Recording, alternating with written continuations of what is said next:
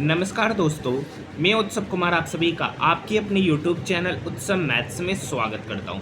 आज की वीडियो में मैं फिर से आप सभी स्टूडेंट के लिए आरपीएफ कांस्टेबल जिसका एग्जामिनेशन 3 मार्च 2025 को थर्ड शिफ्ट में हुआ था, उसमें मैथ के जो 35 प्रश्न पूछे गए उन सारे 35 प्रश्नों का सॉल्यूशन हम लोग इस वीडियो में देखने वाले। ये वीडियो उन सभी स्टूडेंट के लिए बेहद ही इंपॉर्टेंट होने जा रहा है जो आरआरबी एनटीपीसी या ग्रुप डी की तैयारी कर रहे हैं, तो उनके लिए यह वीडियो बेहद ही इंपॉर्टेंट है क्योंकि इसी टाइप के प्रश्न आपके हर एक एग्जामिनेशन में और आपके हर एक शिफ्टों में देखने को जरूर मिलते हैं। इसलिए इस टाइप के प्रश्नों को एक बार आप अच्छे से कर कर जरूर चले जाइए। अगर आपको इसका पीडीएफ चाहिए तो आप हमारे टेलीग्राम ग्रुप में ऐड हो जाइए। वहाँ पर कॉम्पाइल पीडीएफ आरपीएफ कांस्टेबल का ऑलरेडी डाला जा चुका है। जो नहीं प्राप्त किए पीडीएफ को वो हमारे टेलीग्राम ग्रुप से जुड़कर पीडीएफ को प्राप्त कर सकते हैं।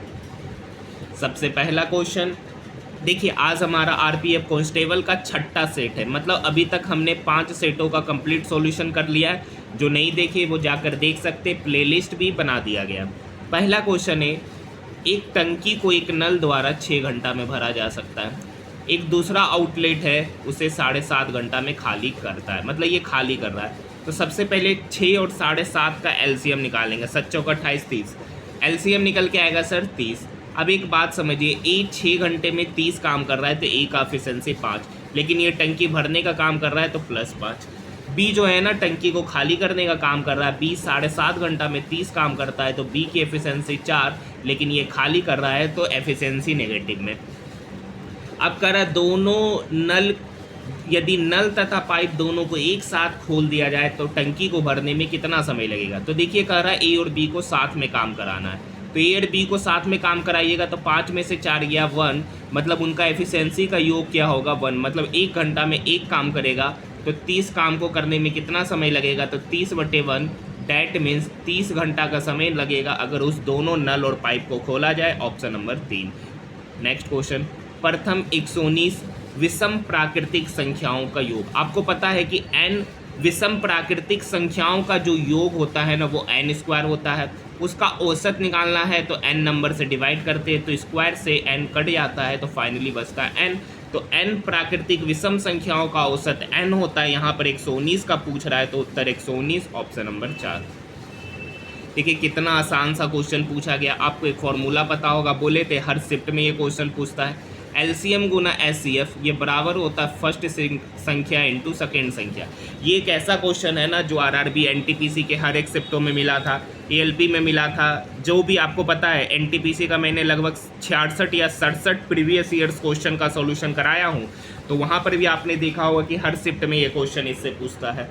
तो यहाँ पर देखिए एलसीएम है सर यहाँ पर 364, एचसीएफ है यहाँ पर सर 26, पहली संख्या है 26, दूसरी को मान लेते x। ये 26 से 26 क्या हो गया सर, कट गया, दूसरी संख्या 364 निकल के आ गया, ऑप्शन नंबर 3। देखिए कह रखा है किसी संख्या के 14% का 2%, तो मान लेते हैं कि संख्या है 100, मान लिया कि संख्या क्या है सर 100, उस 100 का 14% कितना होगा सर 14। अब उस 14 का हमको 2% निकालना है तो 2% मतलब 14 गुना 2 28, 28/100 मतलब 0.28। कह रखा है ना कि जो 14% का 2% है उस संख्या का कितना परसेंट है सर, तो इस संख्या का ये कितना परसेंट है, तो 0.28% है। 0.28% मतलब option number first. Next question sir, एक खाली भंडारण टैंक में 62 लीटर पेट्रोल डालने के बाद भी 1% खाली रहता है, मतलब 100% में फुल हो रहा है, 100% में फुल हो रहा है, लेकिन कितना परसेंट खाली, 1%। तो भरा कितना परसेंट सर, 99%। और एक्चुअली में कितना लीटर पेट्रोल डाला, तो 62 लीटर, मतलब 99% का वैल्यू है 62 लीटर, तो 1% का वैल्यू होगा सर 62/99%। और आपसे पूछा जा रहा है 100% का वैल्यू, तो 100% का वैल्यू निकालने के लिए 100 से क्या कर देंगे सर, गुना कर देंगे। तो ऊपर तो आ गया सर 6200/99। अब जब 6200 को 99 से डिवाइड कीजिएगा सर तो आपका 62.63 निकल के आ जाएगा। ऑप्शन की बात करेंगे तो ऑप्शन नंबर फर्स्ट इसका सही उत्तर हो जाएगा। देखिए नेक्स्ट क्वेश्चन है, एक व्यवसाय में PR और S का शेयर का अनुपात है, मतलब वो जो इनकम लगा रहा है ना वो इस रेशियो में लगा रहा है, तो ये इनका शेयर का अनुपात है। तो प्रॉफिट का भी रेशियो क्या होगा, वही होगा सर 2:3:4। यहाँ पे टोटल लाभ 18,000 का, यहाँ पे टोटल लाभ कितना, 2 3 5, 5 और 4 9, यानी 9 यूनिट का ही वैल्यू कितना हो गया सर, 18,000। तो 1 यूनिट का वैल्यू पता चल गया 2,000। पूछ रहा है एस को पी से कितनी अधिक राशि दिया, तो देखिए एस ये है, पी ये है, तो एस को पी से कितना अधिक राशि दिया, तो 2 से 4 गया मतलब 2 यूनिट।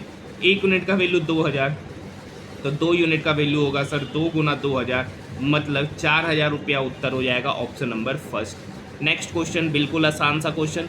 एक व्यक्ति 66 किलोमीटर पर आवर की चाल से साइकिल चलाकर एक पुल को 18 मिनट में पार करता है, तो पुल की लंबाई, तो मान लिया कि पुल की लंबाई है सर x किलोमीटर। अब देखिए जब x किलोमीटर पुल की लंबाई को 66 की स्पीड से जाता है तो पार करने में 18 मिनट लग रहा है। इस 18 मिनट को सेकेंड आवर में कन्वर्ट करने के लिए 60 से डिवाइड करेंगे। ये 6 इस 18 को 3 बार में कटेगा, x बटे 66 बराबर हो गया 3 बटे 10, तो यहाँ से x बराबर हो जाएगा 3 गुना 66 बटे 10। अब आपको पता होगा 3 गुना 66 होता है सर 198, 198 को 10 से डिवाइड करेंगे हो गया तो 19.8 यूनिट माने थे kilometre, option number 4। Next question, एक व्यक्ति एक यात्रा 6 घंटे में पूरी करता है, वह यात्रा का 1/3 भाग 23 की स्पीड से और शेष दूरी 46 की स्पीड से जाता है, तो उसकी यात्रा की कुल दूरी, तो मान लेते हैं सर टोटल दूरी 3x। अब 3x का 1/3 मतलब 1/3, तो 3x का 1/3 करेंगे x किलोमीटर। x किलोमीटर 23 की स्पीड से गया तो समय कितना लगा, x बटे 23 घंटा, प्लस शेष दूरी, देखिए 3x में से x दूरी गया 23 की स्पीड से, तो बचा दूरी 2x। अब वो 2x दूरी जो है ना 46 की स्पीड से गया तो समय कितना लगा, 2x बटे 46। टोटल समय लग रहा है सर 6 घंटा। ये 2 इस 46 को काटेगा 23 बार में, तो x बटे 23 प्लस x बटे 23, तो इधर हो गया 2x बटे 23 is equal to 6।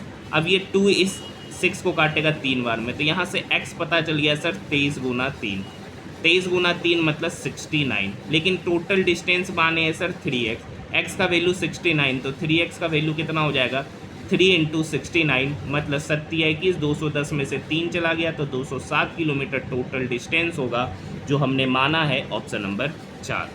Next question, देखिए ये क्वेश्चन आपको ऑलरेडी हर सेट में पूछा गया है आरपीएफ कांस्टेबल का। 2 बैंक है ए और बी क्रमशः 3.5% और 6% वार्षिक दर पर ऋण देते। तुषार प्रत्येक बैंक से 2 लाख रुपए की राशि उधार लेता है। 3 वर्ष बाद तुषार द्वारा दोनों बैंकों में भुगतान की गई साधारण राशि का अंतर निकालना है सर। तो यहाँ पर देखिए कायदा है 11,000, 10,000, 2 लाख रुपए की राशि वो क्या लिया है सर, उधार लिया है। अब एक जगह 3.5% की दर से लिया, एक जगह 6.5% की दर से लिया, तो उनके बीच एसआई का अंतर कितना होगा, तो एसआई का वही अंतर होगा जो उनके रेट का अंतर होगा। तो यहाँ 6.5 में से 3.5 गया तो यहाँ पर हो गया 3%। कितने साल के लिए सर, 3 साल के लिए, बटे 100, यही इसका उत्तर होगा। 00 से 00 गया, 2,000 गुना 3, 6,000, 6,000 गुना 3 मतलब 18,000 रुपये का अंतर हो जाएगा, ऑप्शन नंबर 3। बोलेगा उसने टोटल कितना ब्याज चुकाया, तो यहाँ पे टोटल अगर पूछता कितना ब्याज चुकाया तो 6.5% प्लस 3.5% मतलब 10%, तो यहाँ पर इसका 10% का वैल्यू निकालते तब उस केस में आंसर आपका 60,000 रुपया शायद निकल कर आता। ठीक है, नेक्स्ट क्वेश्चन की ओर। कंचन ने एक दुकान से 1130 रुपया में 52 किताब खरीदे और दूसरी दुकान से 920 रुपया में 47 किताब खरीदा। अब देखिए ये क्वेश्चन एक और शिफ्ट में गलत था और ये क्वेश्चन सेम यहाँ गलत है। क्वेश्चन अगर अच्छे से पढ़िएगा, कंचन ने एक दुकान से 1130 रुपया में, कह रखा है कि 1130 रुपया में 52 को किताब खरीदा, 1130 रुपया में 52 किताब खरीदा। ठीक है, तो एक किताब का दाम यहाँ पर हो रहा है 1130 बटे 52। ठीक है सर, तो ये वाला क्वेश्चन अगर ये मतलब है ना, ये वाला लैंग्वेज है, तो इस क्वेश्चन का आंसर कभी नहीं आएगा। इसने क्या किया है, यहाँ पर वो कहना चाह रहा था कि कंचन ने एक दुकान से 1130 रुपया में 1130 रुपया कर 52 किताब खरीदता, मतलब एक किताब का दाम यहाँ पर 1130 रुपया, यही डाटा में छोड़ा गया क्योंकि ये सेम एरर आपका एक और शिफ्टों में देखने को मिला था। बाकी बात इस क्वेश्चन में ऑब्जेक्शन आप लगा सकते हैं। बाकी यहाँ पर एक किताब का दाम 1130 रुपया लीजिएगा तो 52 किताब का दाम निकलेगा 1130 गुना 52 प्लस दूसरी दुकान कह रखा है 920 रुपया में 47 किताब खरीदा, कह रहा है 920 रुपया में 47 किताब खरीदा। अगर क्वेश्चन के अकॉर्डिंग चलेगा तो कोई भी ऑप्शन निकल कर नहीं आएगा। ठीक है, ये सेम एरर था। यहाँ पर वो कहना चाह रहा था कि 920 रुपया करके 920 रुपया एक किताब का दाम था, तो 47 किताब खरीदा तो उसका दाम हो जाएगा 920 गुना 47। पूछ रहा औसत मूल्य, तो टोटल कितना किताब करता, 52 + 47 मतलब 99। तब अगर ये डाटा को कैलकुलेट कीजिएगा तब ऑप्शन नंबर फर्स्ट आएगा। ऐसे इस क्वेश्चन में ऑब्जेक्शन लगाना है। नेक्स्ट क्वेश्चन, एक बर्थडे टोपी एक लंबवृत्तीय शंकु के आकार का है जिसके आधार की त्रिज्या 6 सेंटीमीटर है। देखिए ये बर्थडे का टोपी है सर, इसके आधार की त्रिज्या 6 है, ठीक है, और ऊंचाई है 10। अब देखिए इसका वक्र पृष्ठीय क्षेत्रफल निकालना पड़ेगा। वक्र पृष्ठीय क्षेत्रफल होता है शंकु का पाई आर एल। पाई का वैल्यू यहाँ पर यूज करना 3.14। आर कितना है सर 6, एल अब देखिए ये 6 है ये 10 है, तो पाइथागोरस ट्रिपलेट से ये आपका होगा 8। 8 6 10 का ट्रिपलेट बनता है, मतलब आल पता चल गया 8। ये एक टोपी का वक्र पृष्ठीय क्षेत्रफल है। यहाँ पर 15 टोपी का वक्र पृष्ठीय क्षेत्रफल निकालना है, तो इसको 15 से क्या 15 से क्या करना पड़ेगा, गुना करना पड़ेगा सर, ठीक है। एक मिनट, ये ऊंचाई 8 है,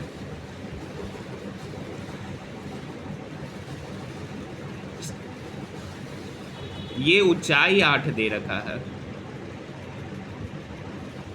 ये ऊंचाई 8 हो गया, तो L कितना होगा, ये होगा 10।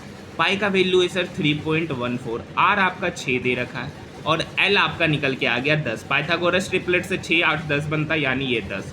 ये एक टोपी का वक्र पृष्ठीय क्षेत्रफल है। इस तरीका का 15 टोपी बनाया है, तो उसके लिए कितना कागज का शीट चाहिए, तो गुना 15। अब देखिए गुना करना है सर, तो यहाँ पर अगर देखिएगा 3.14 को 10 से करेंगे तो 31.4 हो गया। अब देखिए ये 15 गुना 6 मतलब 90 हो गया।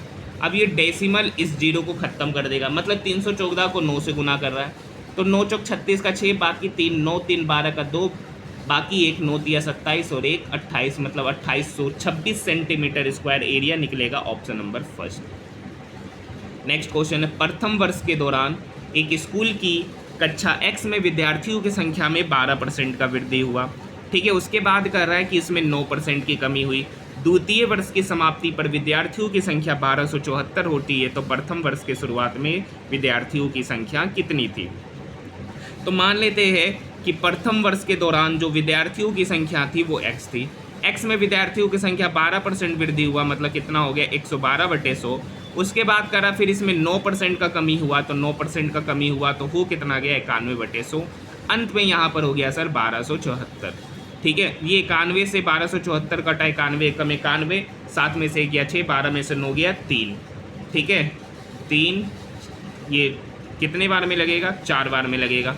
91 से 364 4 बार में। अब ये 14 से 112 लगेगा सर 8 बार में, ठीक है। अब यहाँ से देखिएगा, अब यहाँ पर है तो x इक्वल के उधर कर देते हैं, तो 100 गुना 100 मतलब इसको लिख सकते हैं 1000 गुना 10/8। अब ऐसा इसलिए कर रहे क्योंकि 8 से 1000 कटता है सर 125 बार में, तो 125 गुना 10 मतलब 1250, मतलब पहले जो विद्यार्थियों की संख्या थी वो 1250 थी। Option number first. ऐसे आप यहाँ पर भी सोच सकते हैं, यहाँ पर 100 है और एक जीरो इसका लेंगे, ये 8 से कटेगा 125 बार में, क्योंकि 125 गुना 8 आपका 1000 होता है। एक शहर की जनसंख्या में प्रति वर्ष 11% की वृद्धि हो रहा है, तो नेट प्रतिशत वृद्धि, आपको सक्सेसिव का फॉर्मूला पता होगा सर, x + y + xy/100। यहाँ पर देखिए सेम रेट का वृद्धि हो रहा है, तो 11 + 11 + 11 गुना 11/100। तो यहाँ तो समझ सकते हैं 11 + 11 22 हो गया, और यहाँ पर 11 का स्क्वायर है 121/100 मतलब 1.21, तो 22 + 1.21 मतलब 23.21। Option number 4। पूछ रहा है इनमें से कौन सी संख्या 9 से विभाज्य है। ऑप्शन से ही चले जाना है। ये 9 से देखिए 9 5 14 3 17 2 19 19 9 से विभाज्य होगा, नहीं होगा। 9 से वही नंबर विभाज्य होता है जिसके डिजिट का सम 9 से विभाज्य हो। यहाँ पर देखेंगे सर 9 5 14 14 3 17 17 और 1 18, इसके डिजिट का सम 18 18 9 से डिवाइड है, हाँ है, तो ये संख्या भी 9 से विभाज्य होगा। नेक्स्ट क्वेश्चन, एक वैन आधी दूरी 48 की स्पीड से गया, शेष आधी दूरी 24 की स्पीड से गया। यहाँ पे देखिए सेम डिस्टेंस को अलग अलग स्पीड से तय कर रहा है, तो औसत चाल निकालने का फॉर्मूला हो जाएगा सर 2xy/x + y, ठीक है। 2x को मान लेते हैं 48 और y को मान लिए 24/48 + 24 मतलब 72। ये 24 इस 72 को काटेगा 3 बार में, ये 3 इस 48 को काटेगा 16 बार में, 16 गुना 2 हो गया 32 km/h। ऑप्शन की बात करेंगे ऑप्शन नंबर 4। नेक्स्ट क्वेश्चन देखिए, कोई व्यापारी एक घड़ी 1500 रुपये में खरीदता और उसे 10% हानि में बेचा। देखिए पहले कह रहा है कि एक घड़ी है जो 1500 रुपये में खरीदा, अब इस पर 10% हानि पर बेचा, तो 1500 का 10% हानि मतलब लॉस कितना किया सर, 1500 का 10% करेंगे तो 150 रुपया लॉस पर बेचा। अब दूसरी मॉडल का घड़ी वो 1600 रुपये में खरीदता है, लेकिन उस पर 20% का प्रॉफिट कमाता है, तो बेचा कितना पे, 1600 का 20% मतलब 320 रुपया। अब देखिए एक वस्तु पर वो 150 का लॉस कमाया और एक वस्तु पर 320 का प्रॉफिट कमाया, तो ओवरऑल प्रॉफिट कितने का हो गया सर, 170 रुपये का सर। अब ये 170 रुपये का प्रॉफिट कितने पर कमा रहा है, तो यहाँ पर देखिए पहले वो 1500 में एक घड़ी खरीद रहा है, एक 1600 में खरीद रहा है, मतलब 3100 रुपये यहाँ पर उसका ओरिजिनल सीपी है। ठीक है, प्रॉफिट पूछ रहा है तो 3100 से गुना करना पड़ेगा, 100 से 100 कटा 00 से 170/31 मतलब 31 पचे 165, 5 31 5 5 15 सॉरी 31 पचे 155, 155 और 155 60 15 15 जीरो। ठीक है, तो 15 जीरो मतलब 31 चौक लगभग लगेगा, क्योंकि 31 पचे आपका 155 होता है आपका 150, तो 5.4% का लगभग वृद्धि होगा और एक ही जगह है ऑप्शन नंबर 3, वृद्धि मतलब लाभ। नेक्स्ट क्वेश्चन है, 8 संख्याओं का योगफल 936 है तो उनका औसत आपको पता है sir, sum of their data divided by total number of data. Sum है 936 और टोटल डाटा है 8, तो 936/8, 8 एकम 8 1, 8 एकम 8 5 68 56, तो 117 यहाँ औसत निकलेगा 8 डाटा जिसका सम 936 है। ये क्वेश्चन हर एक सेट में है।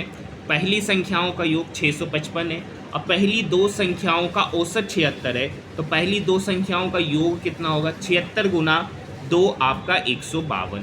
तीसरी संख्या 104 है, तो 3 संख्याओं का योग कितना हो गया, तो 3 संख्याओं का योग हो गया 256। ये 3 संख्याओं का योग है। 5 संख्याओं का योग 655 है, तो बचे हुए 2 संख्याओं का योग हो क्या होगा, तो 655 माइनस 256, 15 में से 6 गया 9, 14 में से 5 गया 9, 5 में से 2 गया 3। अब ये बचे हुए 2 संख्या का योग है, औसत निकालना है तो 2 से डिवाइड करेंगे, 2 एकम 2, 2 नमा 18, 1 2 नमा 18, 1 2 पचे 10, यानी 199.5 इसका औसत निकलेगा option number 2। Next question sir बिल्कुल आसान सा क्वेश्चन, 10 में से 4 गया 6 गुना -2 -12, 17 -12, 5 गुना 2 मतलब 10, ऑप्शन नंबर 3। नेक्स्ट क्वेश्चन देखिए, नेक्स्ट क्वेश्चन भी सेम पैटर्न पे, 10 - 5 5 गुना 2 10, लेकिन साइन है माइनस का, तो 17 - 10 हो गया 7 गुना 2 मतलब 14, ऑप्शन नंबर 2। एक आयताकार बगीचा है और एक आयताकार और वर्गाकार, एक आयताकार बगीचा और एक वर्गाकार बगीचा है, दोनों का क्षेत्रफल आपस में बराबर है। यदि पहले बगीचे की लंबाई और चौड़ाई 32 और 8 है, मतलब इसकी लंबाई 32 है और चौड़ाई 8 है, कह रखा है दोनों का एरिया बराबर होगा। मतलब रेक्टेंगल का एरिया होता है सर 32 गुना 8 और वर्ग का एरिया होता है भुजा स्क्वायर, मतलब भुजा स्क्वायर बराबर हो जाएगा 32 गुना 8 के। भुजा स्क्वायर बराबर हो गया 32 गुना 8, 32 गुना 8 का मतलब 8 दूनी 16, 8 दिया 24 और 1 25। भुजा स्क्वायर का वैल्यू 256, तो यहाँ से भुजा निकल के आएगा square root under 256, square root under 256 का मतलब हो गया 16, मतलब भुजा पता चल गया 16। पूछ रहा वर्गाकार बगीचे का परिमाप, अगर इसका भुजा 16 है तो परिमाप होता है सर 4 गुना भुजा, मतलब 4 गुना 16 मतलब 64 metre, option number 3। Question number 22 आपके लिए, आप खुद बना लीजिएगा, जोड़ घटाव वाला प्रश्न है। लेकिन नेक्स्ट क्वेश्चन है, 120 रुपया क्रय मूल्य वाली एक वस्तु को पी द्वारा आर को 12% लाभ पर बेचा गया। आर इस वस्तु को 45 रुपये 6 रुपये के साथ लाभ के साथ क्यू को बेचता है। देखिए पी जो है ना, आर को एक वस्तु बेचा, पी 120 रुपये में खरीदा और इस पर 12% का लाभ कमाया, मतलब बेचा कितना पर, तो 120 का 12% होता है बरबरे 44 से 14.4 रुपया, 120 का 12% होता है 14.4 रुपया, मतलब 120 रुपया पे 14.4 रुपया का प्रॉफिट कमाकर बेचा कितने पर, 134.4 रुपया पे। अब आर जो है ना,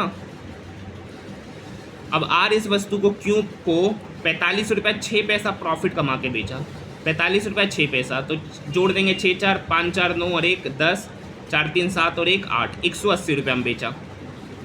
अगर कह रहा है कि P डायरेक्ट ही Q को बेचता, मतलब बीच में कोई मीडिएटर नहीं आता, तो P तो खरीद रहा था 120 रुपये में और बेच रहा है Q को 180 रुपये में, तो P Q से प्रॉफिट लेगा 60 रुपये का, कितने पर? 120 पर, तो 100 पर कितना? ये 60 इस 120 को 2 बार में काटेगा, ये 2 इस 100 को 50 बार में काटेगा, मतलब 50% का प्रॉफिट ले लेगा, ऑप्शन नंबर 2। नेक्स्ट क्वेश्चन देखिए, नेक्स्ट क्वेश्चन है, अंजलि किसी कार्य को 16 दिन में करती है। अंजलि जो है ना किसी कार्य को 16 दिन में करती है। दूसरा व्यक्ति है अंजलि और आयुषी। अंजलि और आयुषी जो है ना उसी कार्य को 10 दिन में करती है। और एक और व्यक्ति है अंजलि, आयुषी और अंकिता, और अंकिता उस कार्य को 8 दिन में करते हैं। तो 16, 10, 8 का एलसीएम हो गया 80। अंजलि 16 दिन में 80 काम किया, अंजलि 16 दिन में 80 काम किया, तो अंजलि का एफिशिएंसी हो गया 5। अंजलि प्लस आयुषी 10 दिन में 80 काम किया, तो इसकी एफिशिएंसी हो गया 8। और अंजलि प्लस आयुषी प्लस अंकिता 8 दिन में 80 काम किया, तो इसका एफिशिएंसी हो गया 10। पूछ रहा अंजलि और अंकिता, तो देखिए अंजलि का तो एफिशिएंसी यहाँ पर 5 है, खाली अंकिता का निकालना है। अब देखिए अंजलि प्लस अंकिता का एफिशिएंसी 8, अंजलि प्लस आयुषी है, ये अंजलि प्लस आयुषी की एफिशिएंसी 8, अंजलि, अंकिता और आयुषी की एफिशिएंसी है 10, तो यहाँ से अंकिता की एफिशिएंसी निकल के आएगा 2, क्योंकि 10 में से 8 गया तो 2। तो अंकिता की एफिशिएंसी 2, अंजलि की एफिशिएंसी 5, तो अंजलि और अंकिता की एफिशिएंसी कितना हो गया? 5 + 2 मतलब 7, 5 + 2 मतलब 7। टोटल काम था सर 80। इस 80 काम को अंजलि और अंकिता से कराया। अंजलि का एफिशिएंसी 5, अंकिता के निकाले 2, तो टोटल एफिशिएंसी से क्या करेंगे? डिवाइड करेंगे, मतलब अंजलि और अंकिता की एफिशिएंसी से डिवाइड करेंगे, मतलब 80/7 दिनों में कार्य समाप्त होगा, ऑप्शन नंबर 4। देखिए एक सब क्वेश्चन कराने की आवश्यकता नहीं है। 7314 विद्यार्थी थे, जिसमें बॉयज़ और गर्ल्स का जो रेशियो है वो आपका 27:26 है।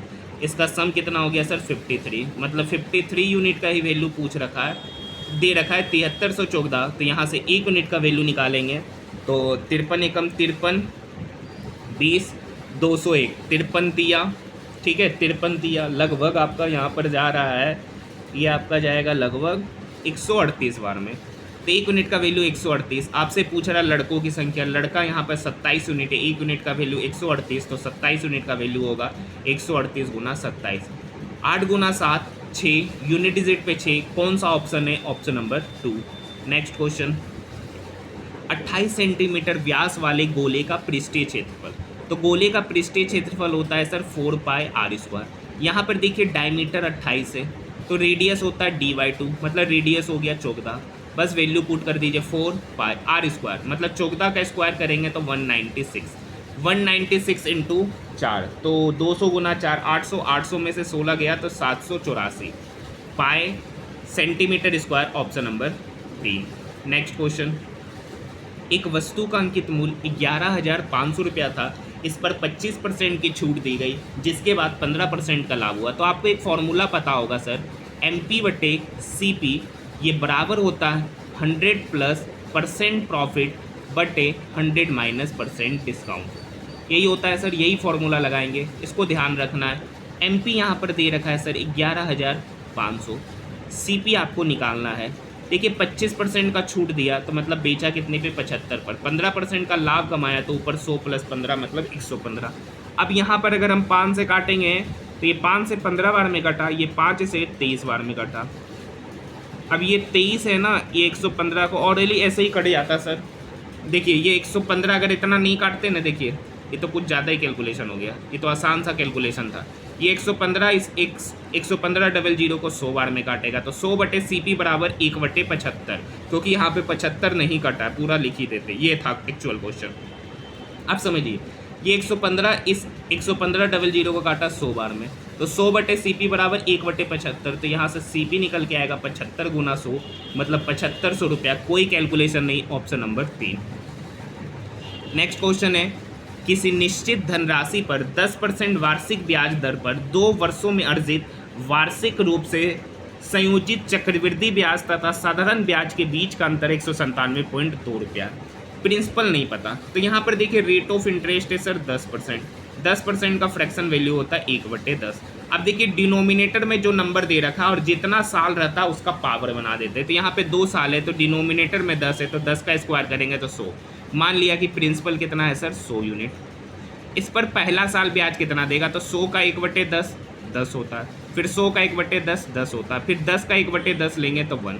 आप देखिए SI और CI का अंतर 197.2 है। और यहाँ पर देखिए अगर CI जोड़िएगा तो 10 + 10 + 1 मतलब 21 यूनिट, और SI जोड़िएगा तो 10 + 10 मतलब 20 यूनिट। 21 में से 20 गया तो 1 यूनिट, मतलब उनका अंतर 1 यूनिट, और हम लोग डायरेक्टली इस वैल्यू को लेते हैं। तो यही 1 यूनिट का वैल्यू यहाँ पर 197.2 रुपया दे रखा। धनराशि पूछा है, धनराशि 100 यूनिट है, 1 यूनिट का वैल्यू 197.2, तो 100 यूनिट का वैल्यू होगा 197.2 × 100। ये डेसिमल से पहले 0 गया, 197.2 × 10 मतलब 19,720। ऑप्शन नंबर 4 बेहद ही आसान। देखिए ये तो ऊपर वाला ही क्वेश्चन है। 27 नंबर सेम टाइप का क्वेश्चन आपके लिए छोड़ दिया जाए क्या। एक दुकानदार अपने ग्राहक को वस्तुओं के अंकित मूल्य पर 10% की छूट देता। CP पूछ रहा है 2750 MP है। तो आपको पता है MP/CP, MP मतलब 100+% प्रॉफिट मतलब 112.5, और 100- डिस्काउंट मतलब 90%।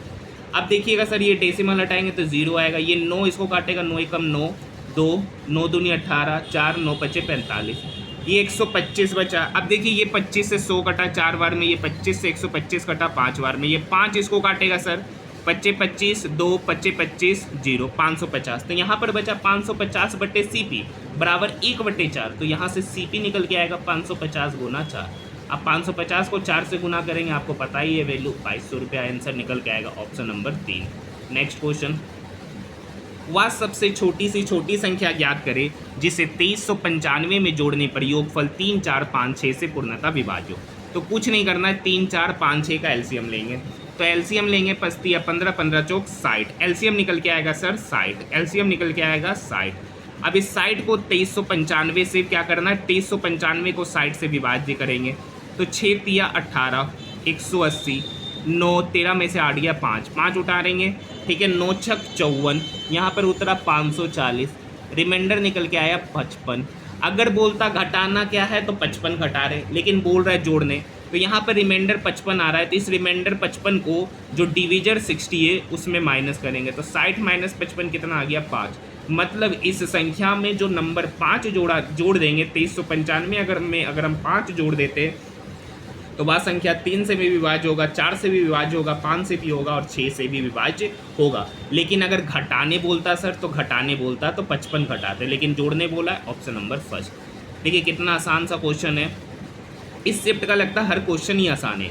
एक पाइप एक टंकी को 9 घंटे में भरता है, दूसरा पाइप इस भरी हुई टंकी को 63 घंटा में खाली करता है। तो 9 और 63 का एलसीएम हो गया 63। ये 9 घंटा में 63 काम किया तो ए की एफिशिएंसी 7, बी 63 घंटा में 63 काम किया तो बी की एफिशिएंसी 1, लेकिन बी टंकी खाली करने का काम कर रहा है तो बी का एफिशिएंसी माइनस में कर रखा है। टंकी का 2/3, तो टंकी टोटल काम भरने में लग रहा है 63, उसका 2/3 काम मतलब 2/3। अब उस 2/3 काम को दोनों कितना समय में करेंगे, तो 7 में से 1 गया सर 6, तो ये 3 इस 63 को काटेगा 9 बार में, ये 2 इस नहीं, ये 3 से 63 कटेगा 21 बार में, ठीक है, और ये 2 इस 6 को काटेगा 3 बार में, ये 3 इस 21 को काटा 7 बार में, मतलब दोनों मिलकर उस टंकी का 2/3 भाग 4 से 7 दिन में समाप्त करेंगे। Option number 4। नेक्स्ट क्वेश्चन अच्छा क्वेश्चन है। कह रखा है 74 रुपया प्रति केजी वाली चीनी है को 41 रुपया प्रति केजी वाली चीनी के साथ किस अनुपात में मिलाया जाए ताकि मिश्रण को 85 रुपया 80 पैसा में बेचने पर 30% का लाभ हो। मतलब ये एसपी दे रखा है, ये सीपी है, सीपी है तो यहाँ पर भी सीपी होना चाहिए। 30% का लाभ हो रहा है, मतलब 130% का ये वैल्यू 85.8, तो 100% का वैल्यू पूछा जा रहा है। तो यहाँ पे 100% का वैल्यू निकालने के लिए 85.8 डिवाइडेड बाई 130 गुना 100। अब यहाँ से डेसिमल हटाएंगे, 0 आएगा, 00 से 00 कटा, ये काटेंगे 13 × 5 = 65, 13 × 6 = 78, 13 × 6 = 78, 7 13 × 6 = 78, मतलब यहाँ पर सीपी निकल के आ रहा है 66। 74 में से 66 घटाएंगे तो यहाँ पर आया 8, और 66 में से 41 घटाएंगे, एलिगेशन लगा दिए सर, तो 74 में से 66 या 8, 66 में से 41 घटाए तो 25, मतलब उस दोनों को 25:8 के अनुपात में मिलाया जाए ताकि 85 रुपया 80 पैसा में बेचने पर 30% का प्रॉफिट हो जाए। Option number 4। देखिए ये क्वेश्चन आसान है। एक रेलगाड़ी है, रेलवे ट्रैक के किनारे चल रहे दो व्यक्तियों को पार करती है। पहला व्यक्ति 5.4 किलोमीटर की स्पीड से और दूसरा व्यक्ति 10.8 किलोमीटर की स्पीड से चल रहा है। इन व्यक्तियों को पार करने में रेलगाड़ी को क्रमशः 5.1 और 6.8 समय लगता है। तो दोनों व्यक्ति रेलगाड़ी के समान दिशा में चल रही है, तो रेलगाड़ी की चाल। तो सबसे पहले हम लोग रेलगाड़ी को चाल को मान लेते हैं y किलोमीटर पर आवर, और ट्रेन की लंबाई को मानते हैं x किलोमीटर। ट्रेन की लंबाई को मानते हैं x किलोमीटर, मीटर मान लेते हैं। ट्रेन की लंबाई को मानते हैं x मीटर। अब समझिएगा विपरीत दिशा में जा रहा है, तो देखिए x मीटर ट्रेन की लंबाई जो है, वो जो पहला व्यक्ति उस ट्रेन की दिशा में जा रहे हैं तो उनका स्पीड क्या होगा, माइनस, यानी y माइनस 5.4। अब ये देखिए मीटर किलोमीटर पर आवर है, तो मीटर पर सेकंड में कन्वर्ट करने के लिए 5 गुना 18 से क्या करते हैं, 5/18, ये ऊपर में चला गया। अब पार करने में यह समय कितना लिया, 5.1। एक इक्वेशन ये बना। एक इक्वेशन बनेगा वही x किलोमीटर की दूरी। अब दूसरा व्यक्ति है जिसका स्पीड है 10.8, तो वहाँ पे रिलेटिव स्पीड माइनस हो जाएगा, तो y माइनस 10.8 इंटू 5, ये 18 ऊपर चला जाएगा, क्योंकि मीटर पर सेकंड को किलोमीटर में किलोमीटर पर आवर को मीटर पर सेकंड में कन्वर्ट करने के लिए 5/18 से, और समय यहाँ ले रहा है 6.8। अब देखिएगा यहाँ पर 18x है। अब ये वाला टर्म इक्वल के इधर जाके गुना होगा, तो यहाँ पर हो गया 5 इंटू 5.1। ऑरली हम लोग सोच लेते हैं यहाँ पर, लेकिन आपको समझाने के लिए यहाँ पे लिख रहे 5 इंटू 5.1 इंटू y माइनस 5.4, यही इक्वल के इधर जाएगा। यहाँ पर भी देखिए 18x है, ये वाला टर्म इक्वल के उधर जाएगा, तो 6.8 इंटू 5 इंटू वाई माइनस 10.8। अब देखिए यहाँ भी 18x, यहाँ भी 18x, ये दोनों आपस में बराबर है, तो ये वाला टर्म और ये वाला टर्म आपस में क्या हो जाएगा, बराबर।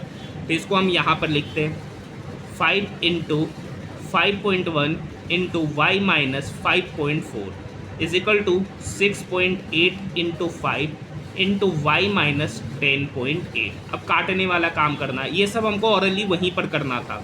अब देखिए 5 से 5 कटा, ये 17 तिया 51, 17 चौक 68। अब यहाँ पर देखिए 3 गुना वाई करेंगे तो 3y माइनस 5.4 गुना 3 करेंगे तो 16.2 हो जाएगा।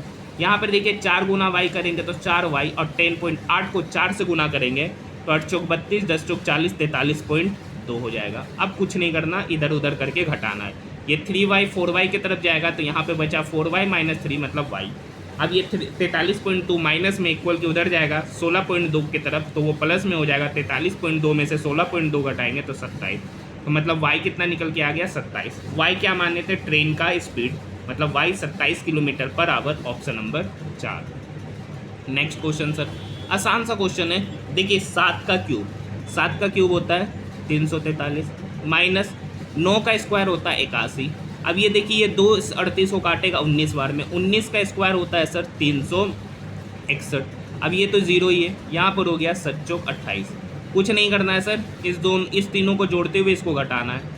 तो 343 प्लस 361 प्लस 28, अगर हम तीनों को जोड़ते हैं तो 8 3 11 12, ठीक है, 6 2 8, 8 4 12 और 1 13, 3 3 6 और 1 7, 732 माइनस 81 मतलब 651 निकल के आएगा। ऑप्शन की बात करेंगे, ऑप्शन नंबर 3। और इस वीडियो का मतलब इस शिफ्ट का आखिरी मैथ का प्रश्न, यहाँ पर देखिए बेस सेम है तो पावर ऐड हो जाता है। तो यहाँ पर -7 प्लस 3n प्लस 4, यहाँ पर बेस सेम है और डिवाइड में है तो पावर माइनस हो जाता है, तो 11 माइनस 5। यहाँ गुना में है तो पावर ऐड हो जाता है, डिवाइड में है तो पावर माइनस हो जाता है जब बेस सेम हो। तो यहाँ पे करेंगे तो देखिए 3n तो है, -7 प्लस 4 -3, ये बराबर हो गया 3 पे पावर 11 माइनस 5 मतलब 6। जब देखिए इक्वल के दोनों तरफ बेस सेम होता है तो पावर भी इक्वल हो जाएगा, यानी 3n minus 3 is equal to 6। तो यहाँ से 3n बराबर हो जाएगा 9, तो n बराबर हो गया 3। n का ही वैल्यू पूछ रहा है, ऑप्शन नंबर 3। तो आज हमारा आरपीएफ कांस्टेबल का 3 दिसंबर का भी तीनों शिफ्ट समाप्त हो गया। देखिए हम लोगों ने अभी तक, दिसंबर नहीं, 2 मार्च 2025 का जो पेपर शुरू हुआ था आरपीएफ कांस्टेबल का, उसका तीनों शिफ्टों का सॉल्यूशन देख लिया। उसी तरीके से आज हमारा 3 मार्च 2025 का भी तीनों शिफ्टों का सॉल्यूशन हम लोगों ने कर लिया। मतलब अभी तक हमने टोटल 6 शिफ्टों का सॉल्यूशन कर लिया। इसी तरीके से मैं आपको आरपीएफ कांस्टेबल के भी सारे शिफ्टों का सॉल्यूशन करेंगे, और आरआरबी ग्रुप डी का जो 2022 में पेपर हुआ था उसका भी पेपर का सॉल्यूशन कराना अब हम लोग सभी स्टूडेंट के लिए शुरू कर रहे हैं, तो उसको भी ज़रूर देखिएगा। उसी तरीके से हमने आप सभी स्टूडेंट के लिए आरआरबी एनटीपीसी 2021 में जो टोटल 133 शिफ्टों में एग्जामिनेशन हुआ था, उस 133 शिफ्टों का लगभग मैंने 66 से 67 शिफ्टों का कंप्लीट सॉल्यूशन कराया। कंप्लीट कहने का मतलब मैथ के भी पेपर, रीजनिंग के भी पेपर और जीके के भी कंप्लीट पेपर का मैंने सॉल्यूशन कराया। उसी तरीके से एएलपी 2024 का पेपर जो अभी नवंबर में हुआ था, आरआरबी जेई का जो पेपर आपका दिसंबर में हुआ था, टेक्नीशियन ग्रेड 3 का एग्जामिनेशन दिसंबर में हुआ था, आरपीएफ एसआई का जो एग्जामिनेशन दिसंबर 2024 में हुआ था, इन सारे प्रश्नों का भी सॉल्यूशन मैंने कंप्लीट आपको कराया है। सबका सेपरेट वाइज प्लेलिस्ट आपको इसी चैनल पर मिल जाएगा, जो नहीं देखे वो जाकर देख सकते हैं। एनटीपीसी और ग्रुप डी के लिए बेहद ही इंपॉर्टेंट होगा।